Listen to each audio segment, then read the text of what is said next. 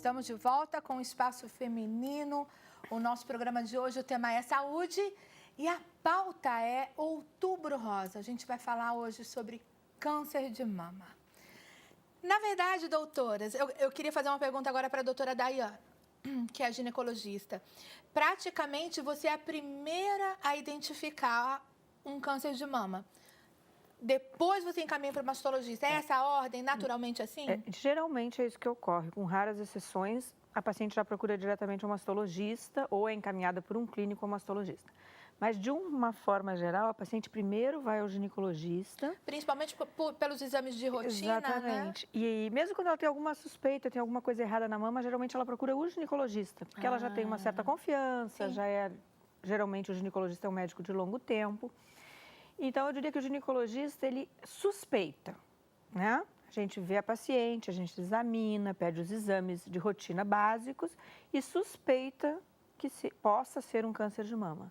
Não vai ser você que vai dar o diagnóstico? Você só manda para o mastologista quando já tem o diagnóstico pronto? Não necessariamente, né? Existem aqueles cânceres que assim, a paciente chega e você tem praticamente certeza que seja um câncer. Aí você conversa com ela, mas sempre encaminha para o mastologista.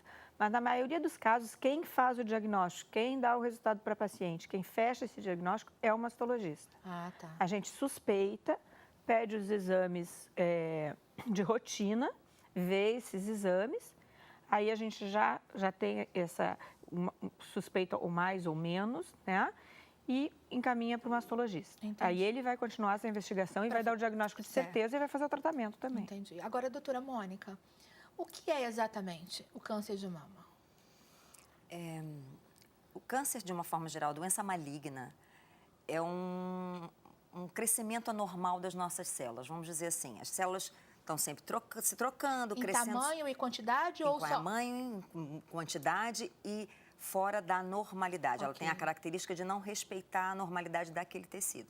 Então, ela começa a crescer e começa a invadir as estruturas, seja do tecido onde ela está nascendo, seja dos tecidos ao redor, e que aí é o que o pessoal leigo chama de raiz, né? Entendi. Quer dizer, ela passa aquele tecido que ela nasceu e começa a se espalhar por outros lugares, né? Tanto no órgão que ela começa, como a distância daquele órgão também. Então, muitas vezes, aquela doença ali, inicialmente, ela é controlada, mas, às vezes, o retorno da doença é em outro lugar, mas já era daquele tumor primário. Existe vamos dizer assim, um tumorzinho mãe, porque o câncer de mama não mata na mama. Ele se espalha depois e aí pela metástase causa... que a paciente morre. Principalmente as metástases hepáticas e pulmonares são as maiores causas de morte. Entendi. O resto se vai levando, se considera hoje em dia o câncer uma doença crônica, os tratamentos melhoraram muito, a sobrevida melhorou muito. Mas, na verdade, assim, o que se imagina é que todos nós possamos estar fazendo células estranhinhas o tempo todo. Exatamente isso que eu ia te perguntar. Quem é que pode desenvolver um câncer de mama? Né? Todos. Todos, na verdade, mais mulheres do que homens. No primeiro bloco nós até falamos, mulheres, né? Você comentou que... Mais de 90% dos casos são as mulheres. O percentual dos homens está em torno de 1 a 2%. É muito pequeno, é muito baixo, é muito raro. E isso assusta um pouquinho, porque hoje em dia já praticamente é a doença maligna mais prevalente, principalmente do Ocidente. E é uma doença que atinge mais de 90% das vezes de modo geral. Sexo. De modo geral. O câncer de modo geral. Pulmão e estômago, que sempre foram os campeões, a mama já passou. Engraçado. Agora, você disse que geralmente é um tumor primário que acontece na mama para que depois ele se espalhe. Por quê? Geralmente o tumor primário de uma metástase é na mama ou no útero? Não, a gente... Com maior frequência, né? O porquê dessa frequência que eu acho que é o próximo desafio, por que está crescendo tanto. A gente estava falando em tempo ainda há pouco, eu estou com quase 30 anos de formado e posso dizer que quando a gente se formou, dizia assim, as estatísticas mundiais, um câncer de mama para cada 10 mulheres. A gente está mais ou menos em 1 para cada 7. Entendi. Isso está vindo num crescente. Por conta de condições de vida, tudo, de exato, é isso que tem que se definir, né? Muitas questões, e talvez a principal delas, 2 talvez, alimentação e atividade física. a gente está cada vez mais sedentário, mais estressado Comendo pior. e comendo pior. Quer dizer, tendo menos tempo para se dedicar à sua alimentação e se dedicar a uma atividade física, né? Isso pode ser um diferencial. Por quê?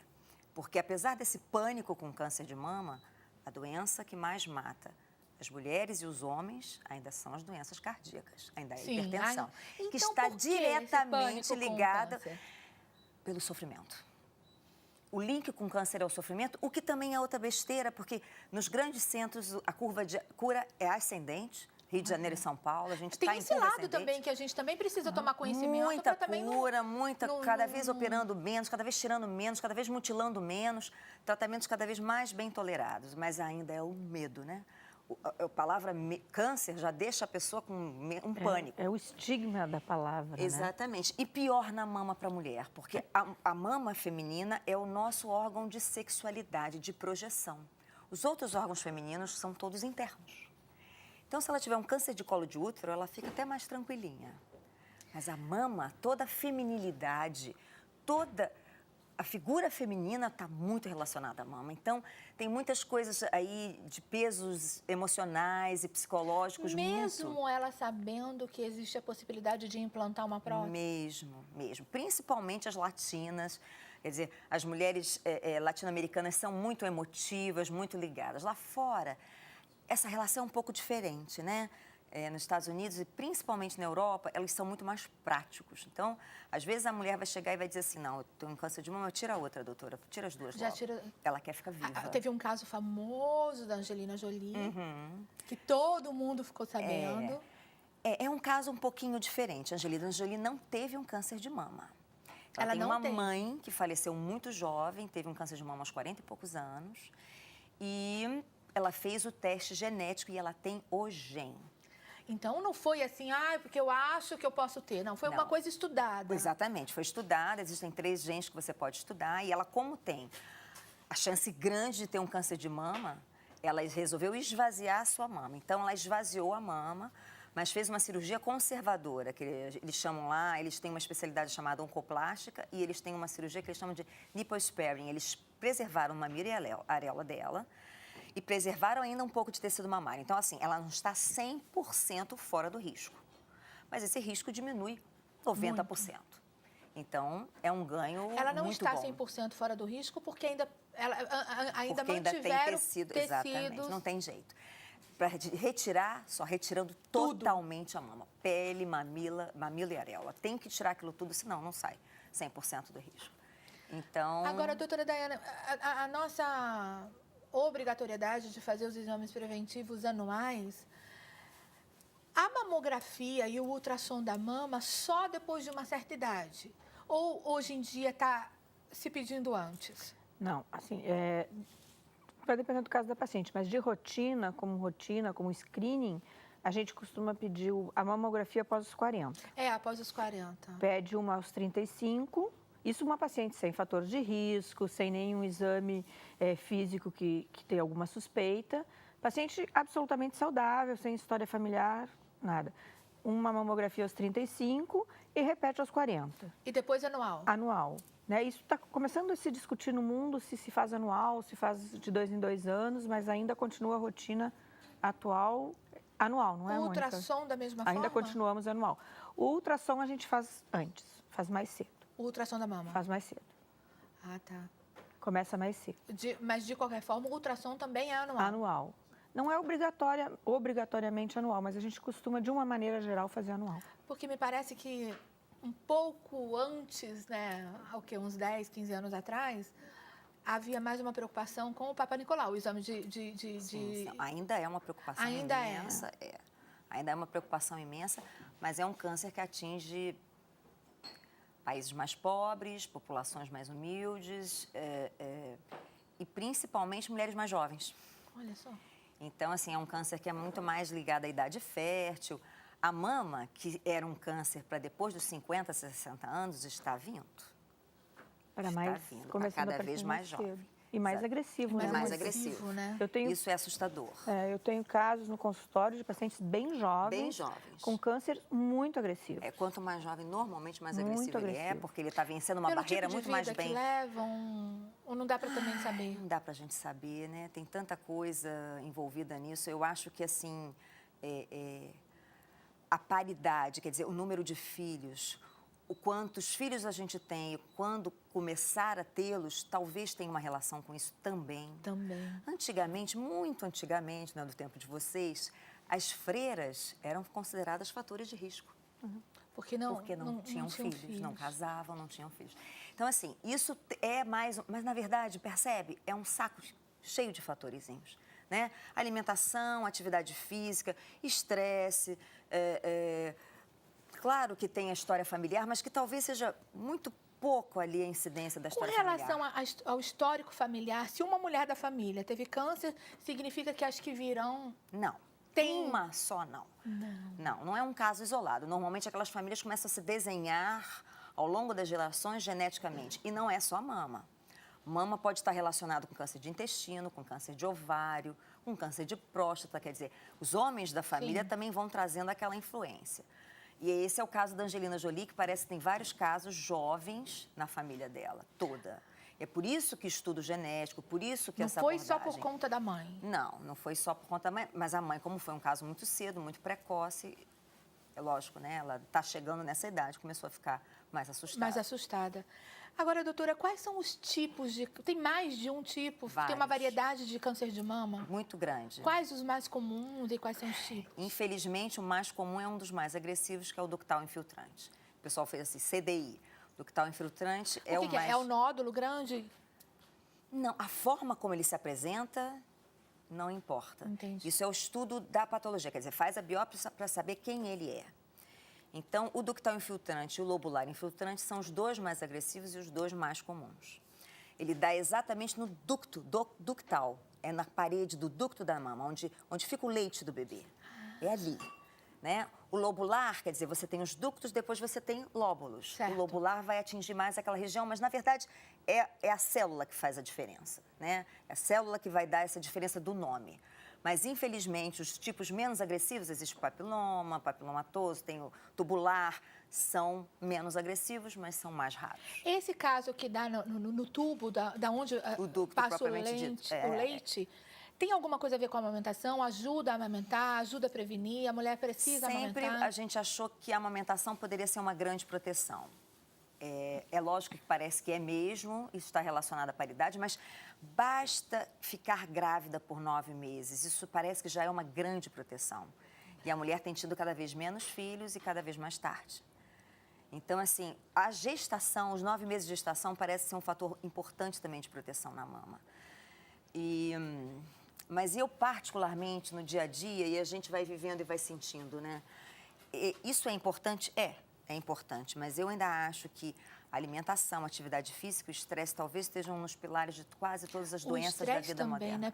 Né? A gente sempre ouve falar que o câncer, seja ele... O câncer primário, seja lá qual for, aonde for, as pessoas falam muito sobre ele ser psicossomático, tem a ver muito com o emocional. É o estilo de vida, né, Adriana? O estilo de vida, aquele estilo de vida estressante. E você não conversando com a paciente, fazendo anamnese, aos poucos ela vai soltando com você ao longo do tempo do tratamento, aquele primeiro momento é muito difícil. É muito comum aquelas mulheres terem perda de filhos, perda de companheiro, histórias difíceis na família. Então, em algum momento, ela viveu um estresse muito grande associado com aquilo. Então, por isso que a gente fica assim, essa sensação é muito patente. A história familiar já é outro momento, né? Assim, a gente vê várias irmãs, você já fica de olho. Uma coisa que eu não gosto muito em mama, porque é diferente do colo do útero. Em colo do útero se faz prevenção. Sim. Câncer de mama não se faz muita prevenção. É um nome errado. Por quê? Porque a gente não consegue pegar a lesão antes que ela aconteça. Ele é de uma hora para outra? Não, ele é difícil. Você, para pegar a lesão antes que ela aconteça, você não tem. Hoje em dia ainda não tem nenhum exame que vai pegar antes dela acontecer. Rarissimamente isso acontece. Ou seja, principalmente o toque. Você vai tocar algo que já existe ali. Exatamente. O que a gente faz em mama é detecção precoce. E isso faz toda a diferença. Eu estou falando isso porque às vezes a paciente fala assim, mas doutor, eu fazia exame todo ano. Por isso mesmo. É porque faz o exame todo ano, que pega bem e que cura e que tem uma chance muito maior de sobrevida e de cura e da vida prosseguir. Então, assim, porque elas se sentem pesadas e culpadas, né? A mulher tem muito isso, ela se sente responsável por não ter feito. Não é bem assim, né? A coisa do 1, 2 anos é complicadíssima. Há um interesse mundial de se passar para 2 anos econômico. A verdade é que esse interesse é econômico. A gente entende que, pensando numa medicina em larga escala, pública, pensando em tudo, a gente sabe que fica muito difícil para os países bancarem uma mamografia anual.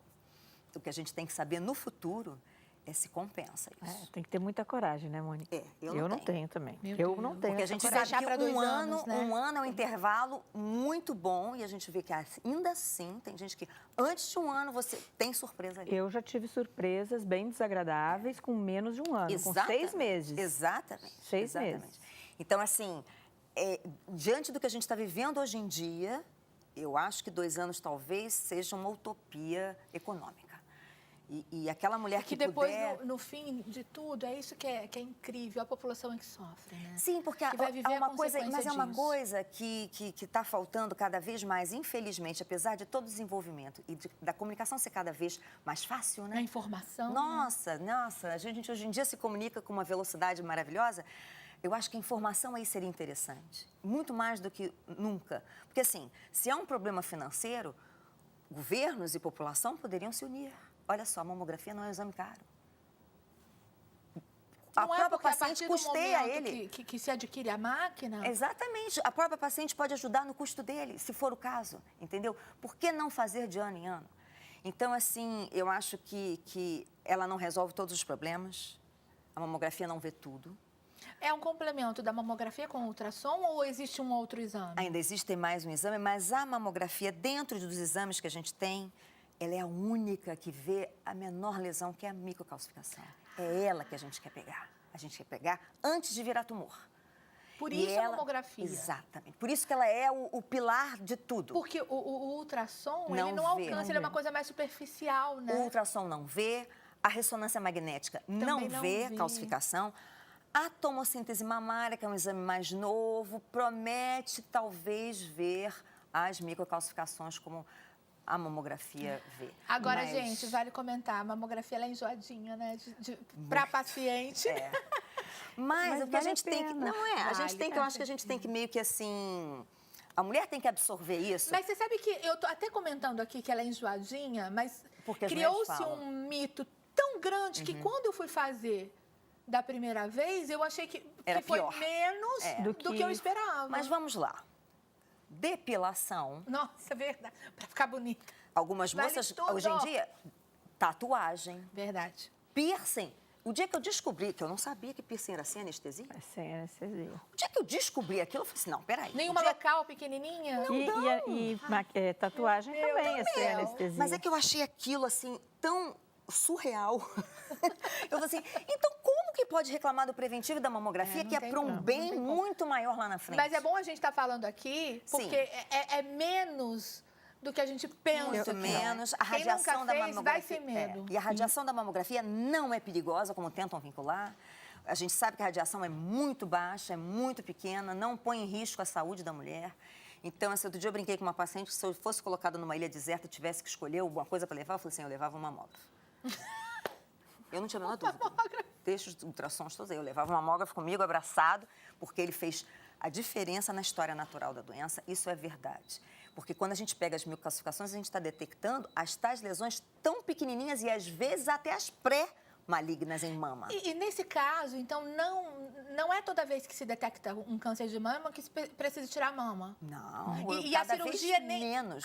E a cirurgia também, ela pode ser feita sem tirar a mama? Sim, sem tirar a mama, cada vez menos. E assim, as mutilações estão cada vez menores. Assim, incomparavelmente, assim, não tem nem... Mônica, eu acho que interessante seria tu falar também para o público ver, porque o que eu noto no meu consultório, as pacientes estão colocando muita prótese mamária. E existe uma cultura de que botou prótese mamária tem que fazer ressonância, que é um exame infinitamente mais caro que a mamografia. Então, se a questão é custo, a gente está gastando mais.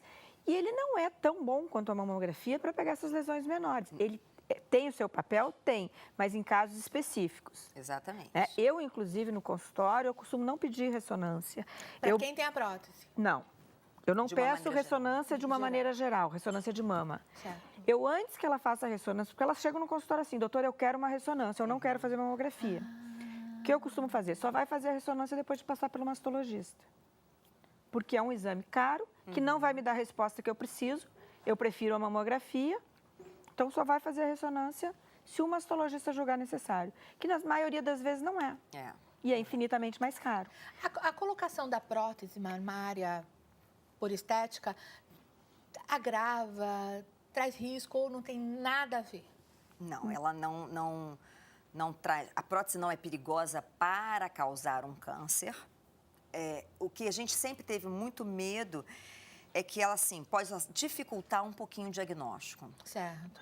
Mas, assim, veja bem, ao longo dos anos eu aprendi que a gente vai tendo que conviver com a realidade com as do mudanças, mundo. né? Exatamente. Socialmente falando, hoje em dia é até mais engraçado. É mais difícil você ver uma mulher sem... Prótese. Com prótese. É raro ver uma sem prótese. Já tá virando... Todas têm prótese. Mas, se a gente maioria. parar para pensar, a mamoplastia também dá muito trabalho para a gente ver. Basta a plástica de mama, que já altera aquela mama e já fica difícil o diagnóstico. Então, assim, eu acho que a prótese pode entrar na coisa da felicidade, da qualidade de vida, que talvez seja um fator que vai ajudar tanto a mente Exatamente, daquela paciente mais que ela do não que vai, atrapalhar. ela pode deixar de desenvolver um câncer que Eu não desenvolveria. sei, Mônica, tu sabe até responder melhor que eu, mas eu tenho a impressão que é mais difícil, assim, mais complicado fazer o diagnóstico, confunde mais a plástica muito do que mais. a prótese. Com certeza. Que distorce muito o Com parênquima. certeza, o parênquima fica muito difícil. É difícil para os radiologistas e é difícil para a gente. Até muito para a gente, na palpação da Sim, rotina, a palpação da fica consulta normal. Bom, Enlouquecida. gente, que papo ótimo. Quantas coisas a gente está podendo esclarecer aqui. Mas agora, você que faz aniversário hoje, a gente tem um versículo da parte de Deus para sua vida. Confere aí no seu vídeo. Ele enviou a sua palavra e os curou, e os livrou da morte. Salmo 107, 20. A gente vai para um intervalo rapidinho e nós já voltamos com mais Espaço Feminino para você.